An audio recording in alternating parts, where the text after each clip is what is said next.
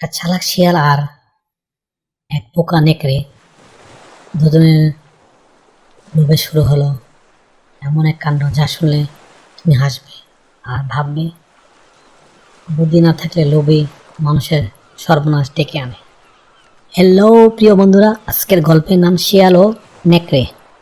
কোনো এক শীতল দেশে, যেখানে বরফে ঢাকা বনে গাছের ডালও জমে থাকে, সেখানে বাস করত এক চালাক শিয়াল আর এক বোকা নেকড়ে। দুজনে ছিল প্রতিবেশী, কিন্তু তাদের চরিত্র ছিল একেবারে আলাদা। শিয়ালটা ছিল চতুর বুদ্ধিমান আর নেকড়েটা ছিল একটু লোভী আর একটু আলসে, মানে অলস। এক সকালে শীতের কনকনে হাওয়ায় শিয়াল বের হলো খাবারের খোঁজে। সে চারদিকে ঘুরেও কিছু পেল না। সব নদী বরফে জমে গেল, খরগোশটাও লুকিয়ে আছে গর্তে। হঠাৎ তার চোখে পড়ল নদীর পাশে এক ছোট্ট ছিদ্র। সে ছিদ্রের ভিতর দিয়ে কিছু মাছের গন্ধ আসছে। শিয়াল বলল নিজের মনে, আরে এই নদীর নিচে তো নিশ্চয় অনেক মাছ আছে, কিন্তু ধরব কিভাবে? ঠিক তখনই দূর থেকে নেকড়ে এক লাফাতে লাফাতে হাঁপাতে হাঁপাতে সামনে আসে। তার মুখে চোখে ক্ষুধার ছাপ স্পষ্ট। নেকড়ে বলল, ওহ ভাই শিয়াল, কোথায় কিছু খাবার পেলি?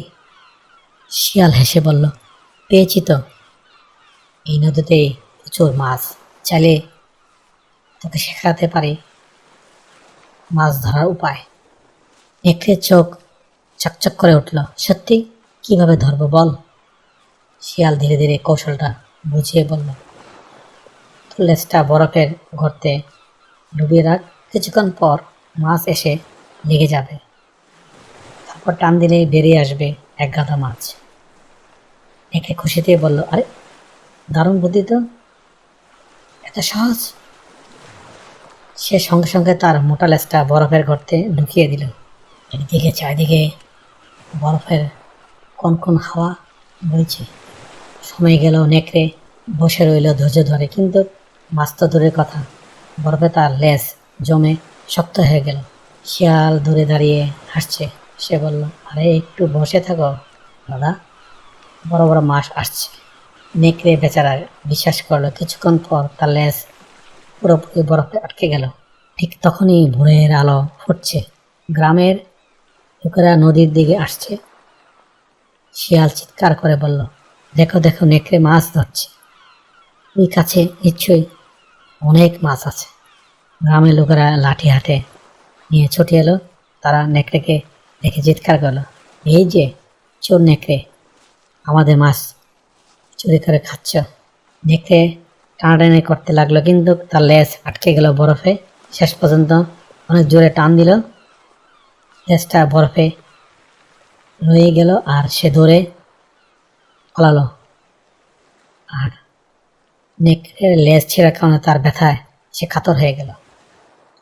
শিয়াল গাছের আড়ালে বসে হাসছে, হা হা হা, এত বড় নেকড়ে আর এমন বোকা, এর জন্যই বলে লোভে পাপ, আর পাপে যত সর্বনাশ। পরের দিন নেকড়ে এলো রাগে ফুঁসতে ফুঁসতে। সে বলল, তুই আমাকে ধোকা দিলি, আমার লেজ গেল। শিয়াল শান্তভাবে বলল, ধোকা নয় ভাই, আমি একটু অভিজ্ঞতা হলো তোর। নেকড়ে বলল, আজ তোকে আমি ছাড়বো না। শিয়াল তাড়াতাড়ি বলল, ঠিক আছে ঠিক আছে, রাগ করিস না, তোকে এবার এমন জায়গায় দেখাবো সেখানে সত্যি খাবার পাবি। তারা একসঙ্গে গেল এক গরিব কৃষকের ঘরের দিকে। সেখানে রান্না রাখা ছিল গরম গরম পিঠে আর দুধের হাঁড়ি। শিয়াল বলল, এই ঘরের ভিতরে প্রচুর খাবার আছে, তুই ঢুক, আমি পাহারা দিচ্ছি। নেকড়ে ঢুকে পড়লো ভিতরে আর শুরু করলো দুধ আর পিঠে খাওয়া। শিয়াল বাইরে বসে আসছে, একটু সুযোগে আমিও একটু লেজ গুটিয়ে পালাই। নেকড়ে ভিতরে ব্যস্ত খাওয়ায়। হঠাৎ দরজা খুলে গেল। কৃষক ঢুকে পড়ল হাতে লাঠি নিয়ে। সে চিৎকার করে বলল, এই চোর, আমার খাবার খাচ্ছে। নেকড়ে দৌড়ে পালাতে চাইল, কিন্তু দরজা আটকে গেল। লাঠির আঘাতে কাঁদতে কাঁদতে সে কোনো মতো পালিয়ে গেল বনে। পরের দিন ভোরে শিয়াল আবার নেকড়ের সাথে দেখা হলো। নেকড়ে এবার কাঁদো কাঁদো গলায় বলল, তুই আমার লেজ নষ্ট করলি, আমার গা ব্যথা করে দিলি, আর তুই এখনো বেঁচে ঘুরছিস।